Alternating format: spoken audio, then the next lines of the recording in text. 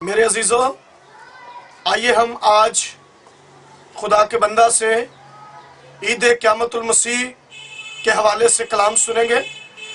ہمارے درمیان آج خدا کے خادم ریورنڈ امینویل مل، خداوند نے آپ کو بہت برکت دے رکھی ہے اور خداوند کے عظیم خادم ہے، اور آج ہمیں یہ عید قیامت المسیح کے حوالے سے کلام سنائیں گے۔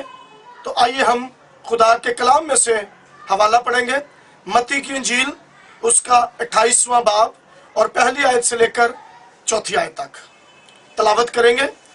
خدا کے کلام میں یوں مرقوم ہے: سبت کے بعد یعنی ہفتہ کے پہلے دن پو پھٹتے ہی مریم میگدلینی اور دوسری مریم قبر کو دیکھنے آئیں، اور اچانک ایک بڑا زلزلہ آیا، کیونکہ خداوند کا فرشتہ آسمان سے اترا اور قبر کے پاس جا کر پتھر کو لڑکا دیا اور اس پر بیٹھ گیا۔ اس کی صورت بجلی کی مانند تھی اور اس کے کپڑے برف کی طرح سفید تھے۔ پہرہ دار ڈر کے مارے کانپ اٹھے اور مردہ سے ہو گئے۔ فرشتے نے عورتوں سے کہا، ڈرو مت، میں جانتا ہوں کہ تم یسوع کو ڈھونڈ رہی ہو جو مصلوب ہوا تھا۔ وہ یہاں نہیں ہے، بلکہ جیسا اس نے کہا تھا وہ جی اٹھا ہے۔ آؤ وہ جگہ دیکھو جہاں وہ پڑا ہوا تھا، اور جلد جا کر اس کے شاگردوں کو خبر دو کہ وہ مردوں میں سے جی اٹھا ہے اور تم سے پہلے گلیل کو پہنچ رہا ہے، تم اسے وہاں دیکھو گے۔ خداوند کے کلام کا پڑھا جانا اور سنا جانا ہم سب کے لیے باعث برکت ہو۔ شکریہ جی آپ کی تلاوت کے لیے۔ اب میں اپنی طرف سے، اپنے خاندان کی طرف سے آپ سب کو ایسٹر مبارک کہتا ہوں۔ میرے عزیزو، مفسر انجیل ڈیوڈ پاوسن بجا طور پر کہتا ہے کہ مسیحت کا آغاز قبر سے ہوا، جہاں پر تمام چیزوں کا خاتمہ ہو جاتا ہے۔ جان ویسلی اپنے گیت میں لکھتے ہیں، موت مر گئی لیکن وہ نہیں مرا۔ کسی اور نے کہا ہے خداوند یسوع مسیح کی خالی قبر ایک یادگار کی مانند ہے جو موت کی بے بسی اور اس کے خاتمہ کا منہ بولتا ثبوت اور اعلان بھی ہے۔ خداوند یسوع مسیح نے تعلیم دیتے ہوئے اکثر مصلوبیت اور جی اٹھنے کے بارے پیشن گوئیاں کی تھیں۔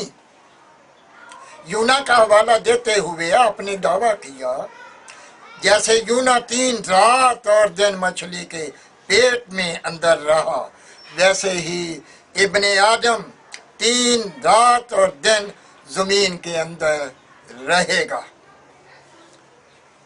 دکھ اٹھانے اور مصلوب ہونے، جی اٹھنے کے مزید حوالہ جات متی 16 باب 21 پطرس کا اقرار قابل توجہ ہے کہ یسوع زندہ خدا کا بیٹا مسیح ہے۔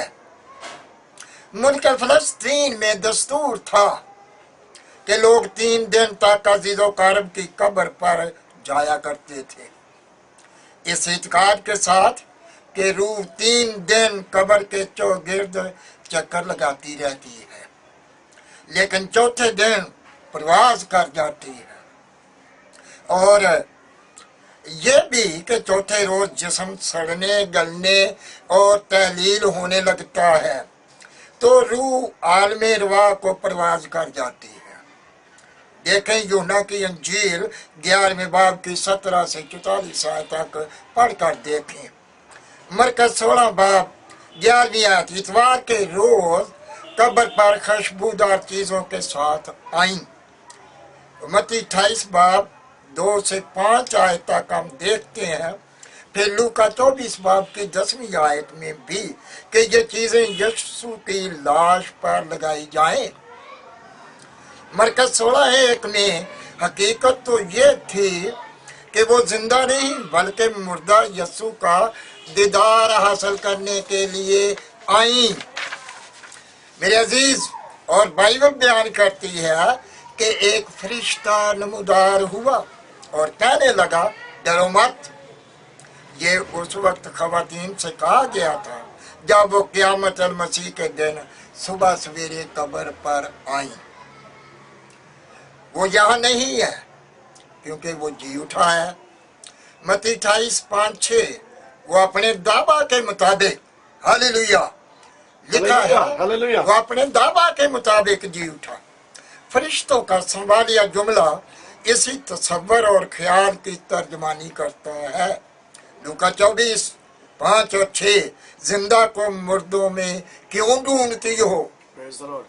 وہ یہاں نہیں بلکہ جی اٹھا ہے۔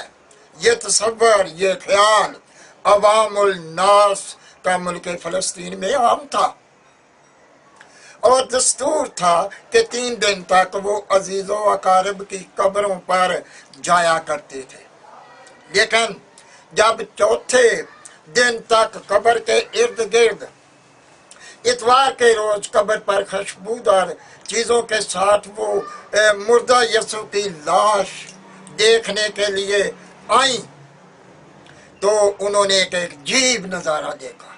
انہوں نے قبر کو خالی دیکھا، انہوں نے یسوع کو وہاں نہیں دیکھا، لیکن ابھی تک بھی وہ حقیقت سے دور تھی۔ مریم مگدلینی نے والہانہ محبت ہمارے لیے اہم سبق فراہم کیا ہے۔ خداوند یسوع کے تسلیم کے وقت بھی پیش تھی، اور اب قبر پر جانے میں بھی آیت 2 میں سیغہ جمع کی نشاندہی کرتے ہیں۔ میرے عزیز، مریم مگدلینی کے ساتھ دوسری عورتیں بھی شامل تھیں۔ پتھر کو قبر سے ہٹا ہوا دیکھا۔ متی 28:2 میں انکشاف اس طرح کرتا ہے کہ پاس آ کر لڑکا دیا۔ صبح جب عورتیں قبر پر پہنچتی ہیں تو فضا ڈراؤنی اور ہولناک پرسرار فضا میں تبدیل ہو چکی تھی۔ Praise the Lord. قبر میں انہیں ان کپڑوں کے علاوہ جن میں خداوند لپٹا ہوا تھا کچھ بھی نظر نہ آیا۔ اگر عورتیں قبر میں ابتدا سے آج تک کی طرح جن کپڑوں میں لپٹایا گیا تھا ان کو بھی کپڑوں کے سوا کچھ نظر نہ آیا، اگر عورتیں لاش کو اسی طرح پڑا دیکھتی تو آج آپ کے اور میرے کچھ اور ہی تاثرات ہوتے۔ خوشیاں اس بات اور احساسات پر مبنی ہیں کہ وہاں کچھ بھی نہیں تھا۔ Hallelujah, hallelujah. صرف وہ جگہ تھی جہاں انہوں نے اس کو رکھا تھا۔